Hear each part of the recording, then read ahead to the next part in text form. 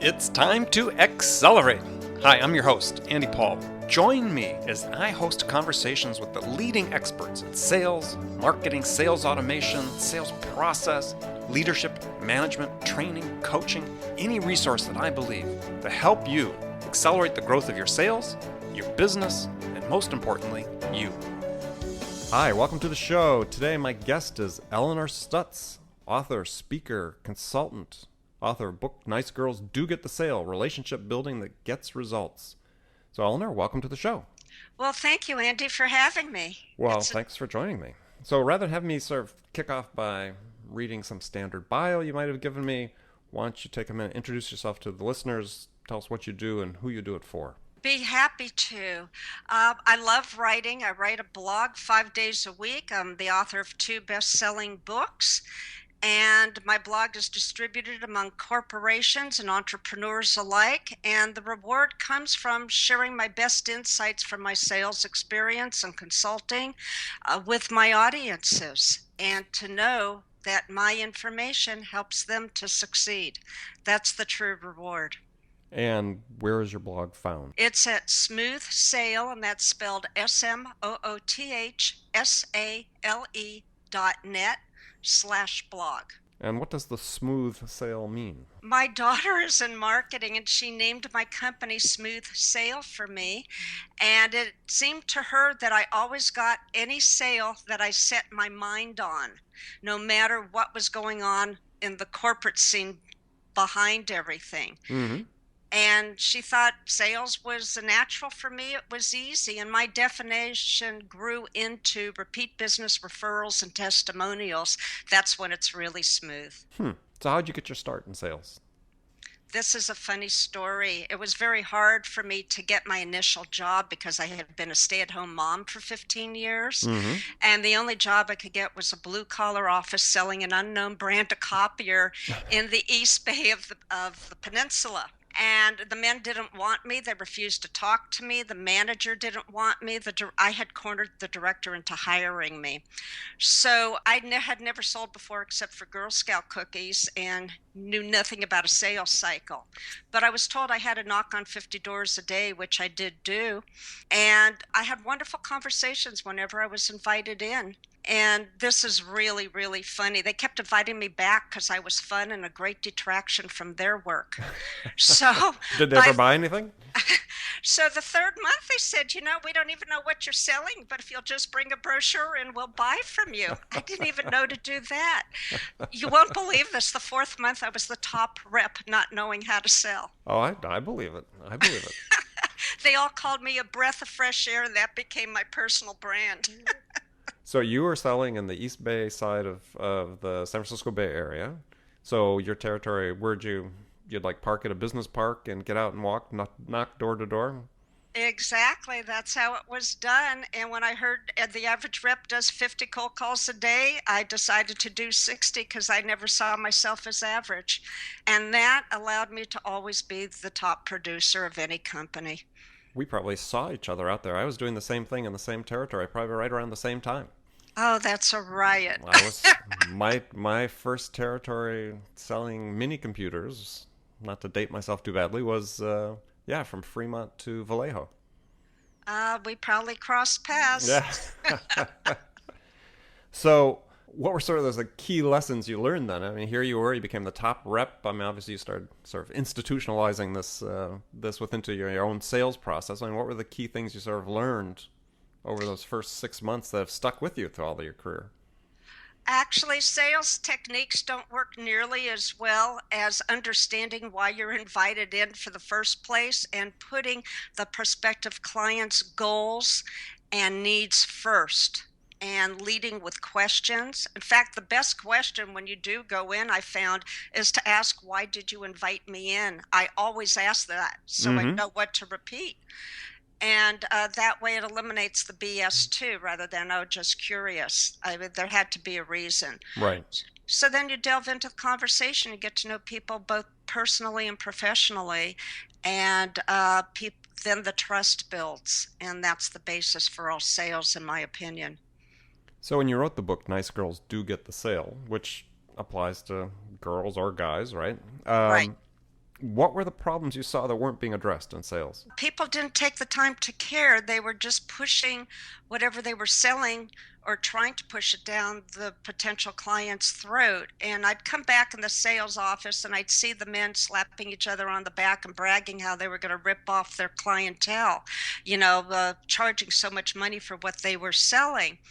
And my belief is that those dollar signs had to be floating out of their eyes when they were talking to people, and that limited the trust.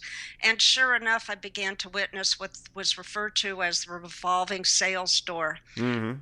People came and people left, but nobody could keep their job because they weren't selling the right way. It's to work on the behalf of your clientele and to sell with integrity. And so how do you teach that then for the companies that you work with? Well, that's an excellent question. People have to grasp it, embrace it themselves individually, and if they don't, it's a matter of your own principles. I think entrepreneurs are more likely to grasp that than people in corporations because there's so much pressure on them to make their numbers. But if you could just hold fast to your own values and do what's right by your clientele, it may be a slower start out of the gate, but in the end, you see the reward and you do become the top producer. And you have that returning and referring clientele. It's worth the wait, in my opinion, once again. So for entrepreneurs, then business owners, one of the most problematic things for them is hiring salespeople. So how do they, at the first part, how do they screen people for, this value? People are going to have this orientation toward valuing the relationship, have integrity, trust, be able to build trust with customers. How do you begin to screen for that when you either look at resumes or bring people in, have your initial conversation with them? Yeah, that's really critical. I would start asking them about their experience and then just keep it conversational and talk about strange experiences that, the person, the hiring manager may have had, and things where it came into question on which way to proceed, and ask the person interviewing what they would do, get their insight on it. And you ask a few of these, I think you know the person pretty well. And do you find then also, I think it's been my experience with small and mid-sized enterprises, that in terms of building these lasting relationships, that it may be the salesperson who's the point person, but that the VP of sales or the owner of the business, the CEO, whatever, play a pretty critical role in maintaining that relationship. What have you found in that? Yes, on occasion I've brought people in who I respected. On other occasions I tried to keep sales managers out. Oh, I've got a great story for you. Oh, sure. I always used to talk about price first because I wanted a green light. Right. Truthfully, I did sell at the higher price point, but I always delivered service. And one of my first questions would be, is price more important to you or is service? Because we're not the cheapest player, in the industry. Mm-hmm. And they would always say service. And then I'd explain how I delivered outstanding service.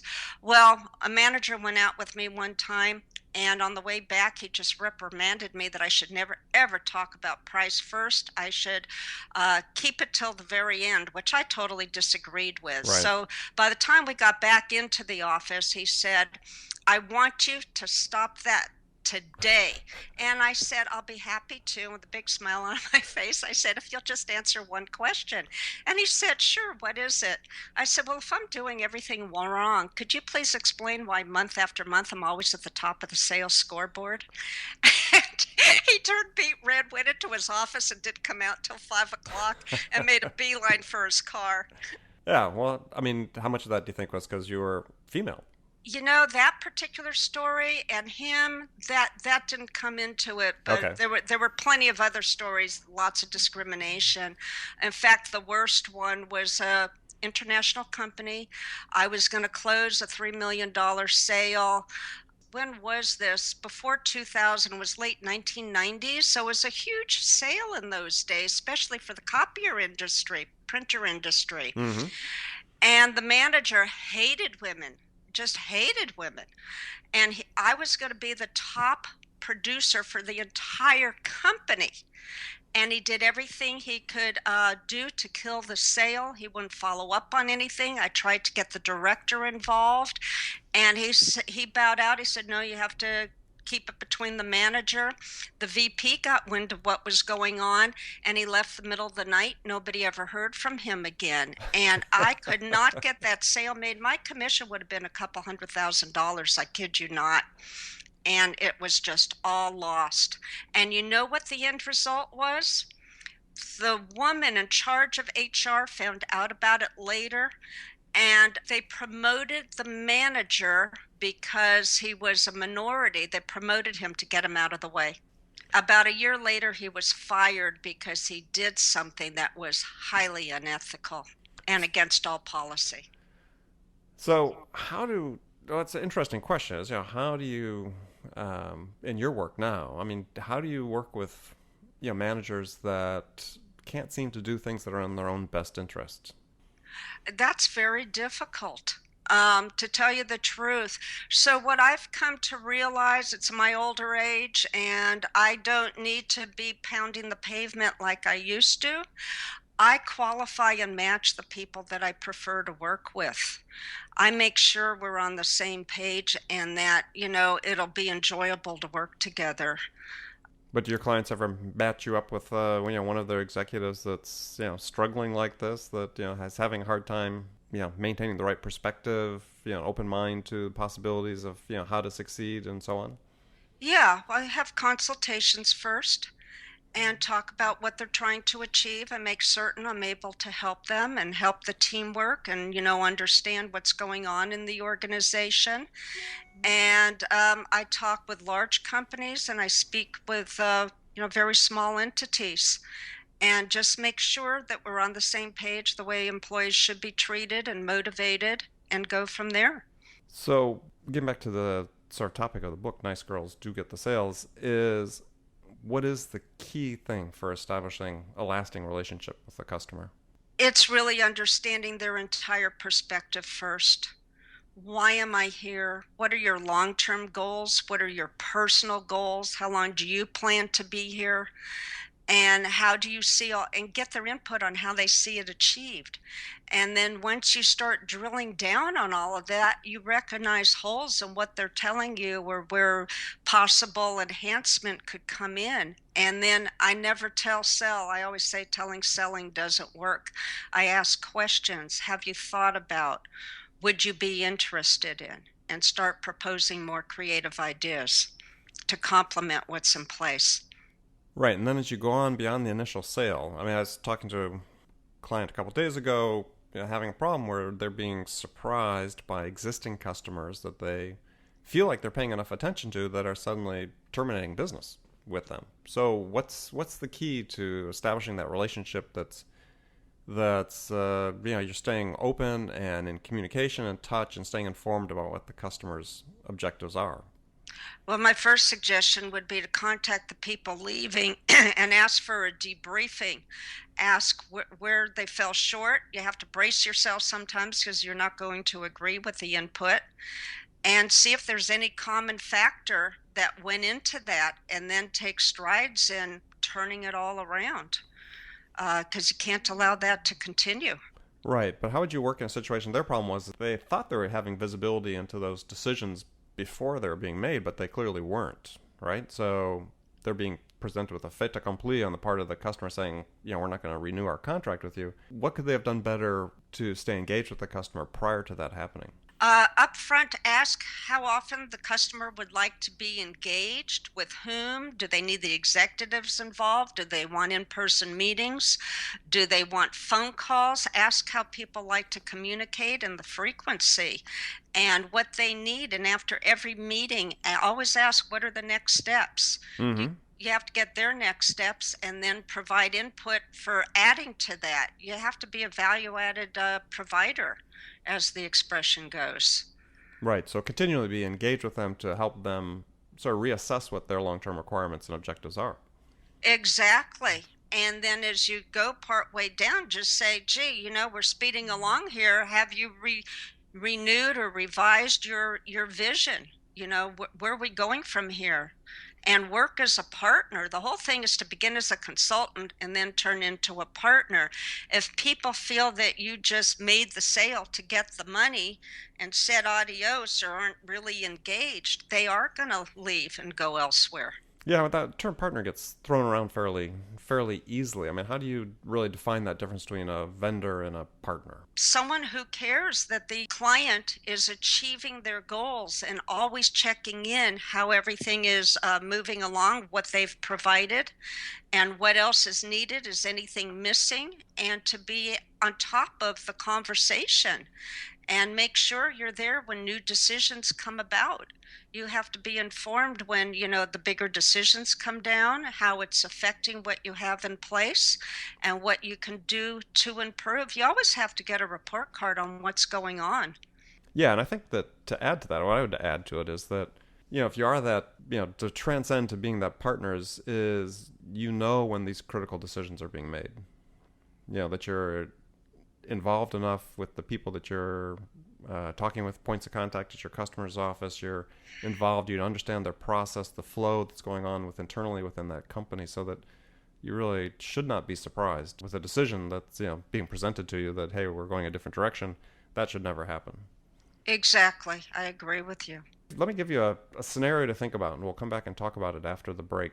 Hypothetical scenario. So you're a new manager being hired into a company, sales have stagnated, and company's feeling some time pressure. So you want to come in and make sure you make as big an impact as quickly as possible. So what are the two things you do first to have a big impact on that company? And so we'll come back and talk about that right after the break. Sounds good. Stay with us. We'll be back with Elinor Stutz in just a second. Hi, this is Andy. Connect and Sell is used by sales reps at nearly 1,000 companies, including hundreds of technology startups and several Fortune 500 companies, to overcome the challenges of getting prospects on the phone. Companies using Connect and Sell grow their revenues faster by enabling their sales reps to have more sales conversations in 90 minutes than they could otherwise achieve in an entire week. Connect and Sell can be deployed directly to your sales reps, or you can take advantage of their outbound on-demand service, which delivers qualified prospect meetings scheduled directly on your sales reps' calendars. Visit connectandsell.com to learn more about how Connect and Sell can start filling your pipeline today. So welcome back. My guest today is Elinor Stutz. Find Elinor online at thesmoothsale.net. So let's talk about that scenario I posed before the break. You're a new manager, you're coming into a new company. What can you do within that first week? What two things could you do within that first week that would have the most impact to start turning things around? Not that you'd get it accomplished, but to start turning things around. Yeah, the first thing is to get the team behind you. Usually teams can't stand new managers and they want to take over and go off in their own direction. You make it a mandatory meeting, get everybody in the room for the day if need be, and go around the room. First, have everybody introduce themselves and tell them about their successes to get it on a positive note. And then get input about where they may have been falling short, why they think that is, and get their input on what needs to be improved. And take notes on a chart in front of the room so that everybody has their input, everybody has equal say and feels important. And you thank everybody. And then you go through it and just redefine and get a group buy-in on what will truly work and what they will agree to trying, and come across the best manager I ever had. He was, in fact, a team leader for sports, a coach, and that's how he traded the sales team, and it worked best. Everybody bought into what he was saying because it was highly credible. He followed up on everything that he said and suggested, and he cared about what his team had to say, and he did his best to implement everything that the team shared and wanted to try out, and cheered them on as you go through the process.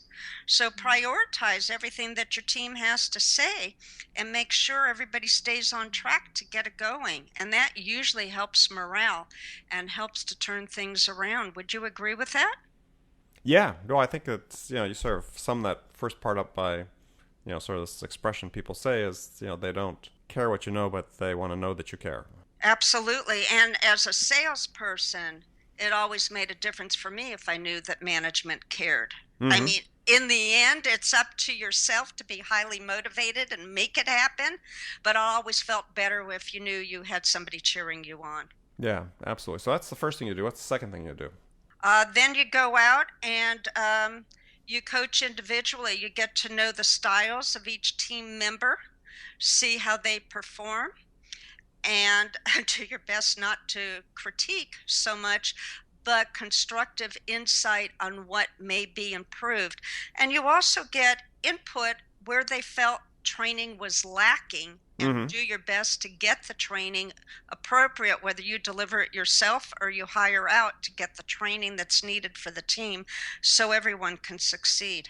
So part of that is, as you talk about, is actually go on calls or with the sales reps if they're doing it outside or if they're inside. Monitor the calls, participate. Listen and see how they do.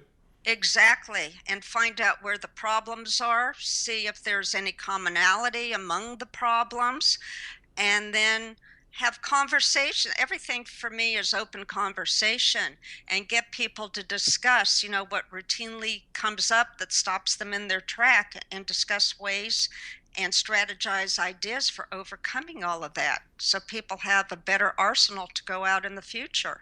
Yeah, I mean, I pose the question as from the context of a new person coming into the organization, but really, for people listening, if you're a sales manager or a business owner or CEO or whatever, is you don't need to bring somebody in new to do these things. As you can, if you're stagnant or things have stalled a little bit in terms of your sales, is these are ideas you can use in your business today to start turning things around. Is if you think your sales team, and I'm sure you encounter this, Eleanor, in your businesses, sales teams become sort of alienated from management, and if there isn't that connection, that's going to be problematic for you. So you need to make sure they understand that you do care. Absolutely. And I would suggest at least a monthly meeting. I mean, I know a lot of organizations have weekly Monday morning meetings, and for the most part, they're boring and nobody listens. But well, you're laughing, you relate. So Yeah, I do. if once a month you have a formal one with lunch included or off site somewhere and really get people going to give their input and you can recognize their achievements, you're going to get a lot further and get more play from the team as a team. And so I want to talk a little bit about, before we get to our last segment, is talk about your book, Hired. How to use sales techniques to sell yourself on interviews. It's sort of a controversial subject because, one of the things managers are always reluctant about is in hiring or interviewing salespeople is that, hey, they're being sold, right? Mm-hmm. So, how do you avoid that in the approach that you talk about is, how to have salespeople come across authentically while still using sales techniques? Well, it's the same thing, the same philosophy as the nice girl approach to sales. It's the anti-sale. You get to know the person who is interviewing you and start with the same question. You must receive so many resumes. What caught your attention about mine? Mm-hmm. And that way they start talking and gets down to serious business. And you must have beat everybody, 200 other someones to get into that office. And then you find out why there's an opening, if there was a problem or somebody just moved, and what the goals are for the job. And you just have a normal conversation. It's not about selling anything, but you try to see if there's any commonality between you and the person interviewing you. And I said earlier, for sales, I qualify and match, and I won't take on rude people. And it's the same with the job. You want to be somewhere. It's aggravating to look for a job. So you want to make sure that the qualifying and matching are continual with what you're seeking. Otherwise, you're going to have to be out looking for another job shortly thereafter. Mm-hmm. No, it's great advice. I mean, I think for salespeople that are listening to this is that, what Eleanor has talked about is use your effective discovery questions to lead off the interview. So it's okay. You don't have to wait for the interviewer to lead with the question. Is you can start with the question, right? There's no protocol that says that they have to start with the question and you're answering everything they ask. Is you can ask as well, and it's okay to take control of the conversation that way. Exactly. And that's where the sales part comes in. You don't just sit in a chair lifelessly answering questions. You have to take control and lead it. Obviously, answer their questions, but you've got to ask an equal number of questions to show interest in, like you did your research, and that and upon asking goals for the job and for the company and and how it competes with the industry and the competitors in the industry shows off that you're really interested in a viable candidate. Right. I mean, if you ask that question about, what is it about your resume that attracted their attention, and then they follow that up with a question about you talked about what are the objectives they're trying to achieve with the position, and then follow the question saying, okay, well, where do they stand today relative to those objectives? The next question out of the interviewer's mouth is going to be, or the first question out of the interviewer's mouth is going to be, well, do you think you can help us with that? Yeah. Right? If you identify what that gap is between their objectives and where they are, obviously that's what they're hiring for. That's going to be their opening where they're going to ask you that question. Be prepared to answer that question. Absolutely. Yeah, well, that's great. Good. Well, I think people should, sales be a good book to pick up and read because, like it or not, it's a profession. People tend to move fairly frequently from job to job, and it's a great tool to help you get that next assignment. So we're moving to our last segment here. We call it the Sales Corner. Going to give you some rapid fire questions. You can give me one word answers or you can elaborate as much as you want. So the first question is, what's the most powerful sales tool in your arsenal? Today, it's the Twitter app for the phone. All right. So I was going to have a follow-up question. Maybe you might get the same answer, but what's the one tool you use for managing your own sales that you can't live without? Yeah, it would be the same. Okay. All right. So who's your sales role model? That's a very good question. I look up to a lot of people. I have to tell you that this is a different answer. My favorite book was Think and Grow Rich, Napoleon Hill. Yeah. Well, that's Napoleon Hill he can be a role model for that. So what's the one book every salesperson should read? Think and Grow Rich. Okay, gosh, you set this up very well. So what's the favorite music you listen to psych yourself up for a sales call? I love Motown. That's fine. Nothing wrong with that. What's the first sales activity you do every day? I look into the mirror and tell myself, you can do this. I love that. Yeah, I think that's really important just to digress for a second. There's nothing wrong. That seems very old-fashioned, and you're talking about Napoleon Hill and Think and Grow Rich. There's been research published recently that I read an excerpt from the New York Times and so on about just, these daily affirmatives that you tell yourself actually have power. They do. I tested it because I heard about it in my early sales days. I was the first one to bring Fortune 100 companies into the fold as clients. And I'm going to digress for a second. I'm a rare survivor of a broken neck. Oh. My family was told the best case outcome would be paralysis, and we know what the other outcome was. Right seconds before the surgeon was going to cut me open, he told me the same. And I said, Doctor, when I wake up, I fully expect to be well. And the last thing I remembered was him jumping backward. And when I woke up, he said there was no rhyme or reason why, but you'll walk out of here in 4 days on your own. And I've been well ever since that day. Yeah, I think there's tremendous power for people. I mean, it may seem old-fashioned in some regard, but I remember a roommate in college who I thought was sort of funny at the time, but every day posted on the mirror. He had 3 or 4 sort of affirmations, things that about himself. He's gone on to become quite successful, and I think, and no doubt, I bet you he still does that every day. Well, what I'd like to add to that story is, given that experience, computer may crash, client may go, but that's just interruptions. It's not a bad day. A bad day is when you're facing death. Right, and you rarely do that in sales. At least my experience has been. So what's your definition of value in sales? Bringing value is exceeding expectations and seeing your client achieve more than they thought was possible with your help. So what do you do to keep fit and healthy? I exercise 4 to 5 times a week at the gym, weights and all.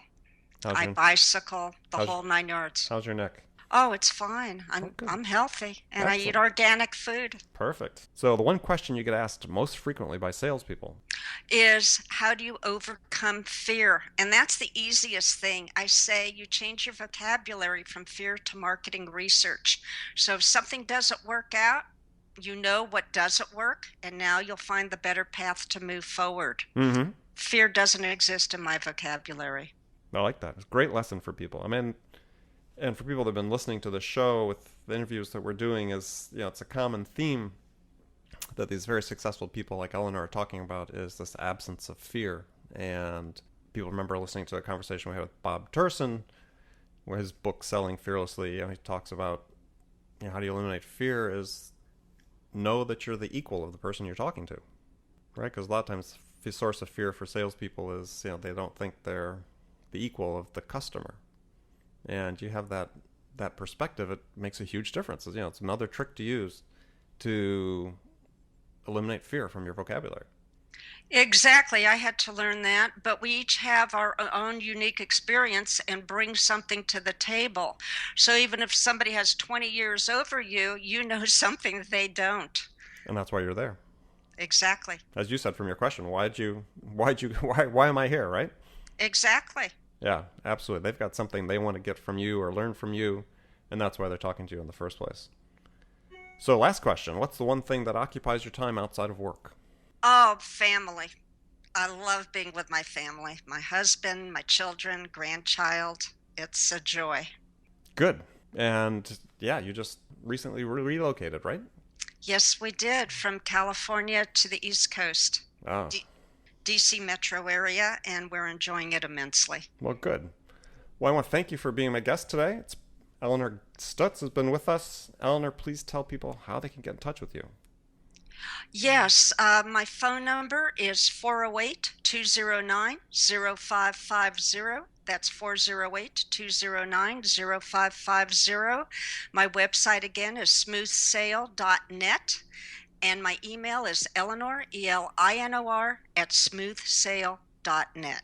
And be sure and pick up a copy of Nice Girls Do Win, and it's for guys too, so everybody can pick it up and read it. And remember, make it a part of your day every day in sales, business, marketing to learn something new every day to help you amp up your business. And until next time, this is Andy Paul. Good selling, everyone. Thanks for listening to the show. If you like what you heard and want to make sure you don't miss any upcoming episodes, please subscribe to this podcast on iTunes or Stitcher.com. For more information about today's guest, visit my website at andypaul.com.